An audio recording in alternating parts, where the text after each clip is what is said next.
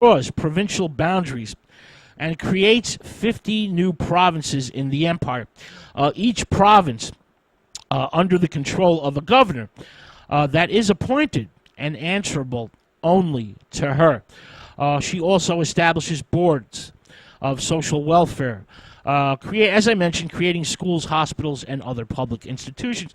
So she's actually doing a lot for the Russian people. She's doing the best she can. The Russian people are given the right to hold assemblies and elect local public officials. A new court system is established with responsibility for public hygiene and morality. However, corruption remains a serious problem in Russia, as it still does today. And Catherine's sweeping ideas are always hampered by a constant lack of funding. But the Empress does manage to achieve significant improvements for the Russian people in the fields of justice, education, and public health. A national education system is established with free schools in each provincial capital, a free education for the working and middle classes of Russia, but sadly, no free education for the children of the serfs. They remain illiterate. Her government also adopts an enlightened policy towards freedom of religion. For Orthodox and non-Orthodox alike. The extra taxes, which had, existed in Russia for centuries, are abolished. There's no more extra taxes for Roman Catholics, Protestants, Greek Orthodox worshippers, or Jews. The Jewish population are also given by Catherine legal equality under the law. But sadly, they remain segregated and are given a designated area in which to reside. A designated area in order to live freely and in peace. And during her reign, there is little or no persecution of the Jewish people. Having made her court the center of Russian cultural life, Catherine becomes a patroness of the arts and of letters. Her own literary output is quite strong and included satires, articles on Russian history, and opera librettis.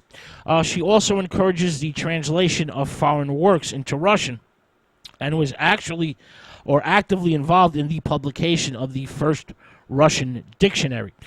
The Empress also adds a court theater and subsidizes public performances of plays that everyone can see for free. She also patronizes neoclassical architects and makes extensive purchases of European paintings and has a hand on the creation of the Hermitage Museum. Catherine, during the many years of her reign, suffers from intense stress, and the only relief from the endless stress is food, drink, and sex. She meets her many lovers in the sauna at night, in the bathhouse. And the lights are always on in the sauna, where she bathes, eats, drinks, and makes love, and also runs her vast empire. The Empress fully understands the weakness of human passions and is always generous in the face of romantic betrayal. Hypocrisy was never one of Catherine's failings. And she usually pays off her former lovers and their mistresses, rather handsomely. Catherine understands that it is difficult to resist what gives us pleasure, and basically laughs at the stories of her nymphomania. Catherine always enjoyed sex, but her work takes precedence. The straightforward, uncomplicated, and healthy sexuality of the Empress threatens, to say the least, the customs of her day. The erotica, pornography that proliferated the Age of Reason, that ran rampant during the Enlightenment, portrays Catherine as a type of female sex demon, an unholy dominatrix. who spanks, ties up, bites, scratches, slaps, and whips her submissive and masochistic men. Now, within the pages of these highly illustrated sex tales, Catherine seduces or sexually assaults her men in a type of high drama sexuality in which the Empress always retains the superior position.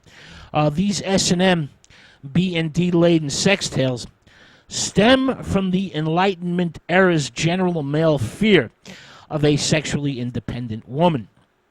Catherine is always seen as a sexual evil spirit, forceful, controlling, and dominant.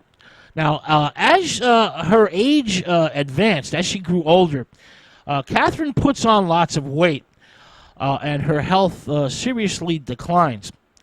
The alarm at revolutionary developments in France and Poland combine to make the Empress increasingly reactionary in her final years of rule. She changes quite a bit during her last years on the throne. Catherine bans any written indictments of social and political conditions in Russia, their censorship of the press, for example, and the authors of these, criticisms were exiled to Siberia. She also tries to suppress Freemasonry, believing that the Masonic lodges were spreading revolutionary ideas. And in the last few months of her life, Catherine also imposes a strict censorship on foreign books and periodicals. She places censorship on writers that she knew and loved, like Voltaire and Rousseau, for example. In the 1790s, the health of the great Empress deteriorates dramatically, and her mobility is severely restricted by rheumatism and ulcers on her legs. Catherine suffers a stroke while in her privy chamber and never regains consciousness. The legend of Catherine's vast sexual appetites, her reputation for sexual kinkiness and instability, developed in her own lifetime, becoming firmly lodged in the public's mind. This myth is reinforced again and again and increases, so much so that it rewrites the story of her death. This is, of course, the laughable horse story in which Catherine dies of impalement on a horse penis. And in a slightly varied version, the impalement does not kill her. Instead, the horse is being lowered into position on top of her body when it suddenly falls and crushes Catherine to death. These ridiculous stories, are basically found within some males from the age of reason who thought it was a suitable punishment for a powerful woman with unbridled sexual freedom. The horse story myth, which is complete nonsense and totally false, arises from the anxieties of a male-dominated society confronted and confounded by a powerful and able woman ruler. Now, Catherine's many letters actually suggest a smart, warm-hearted person who loved learning, loved art, and also craved affection. Catherine helped to shape the conventions of the age. She was blessed with a great deal of intellectual skill and tact,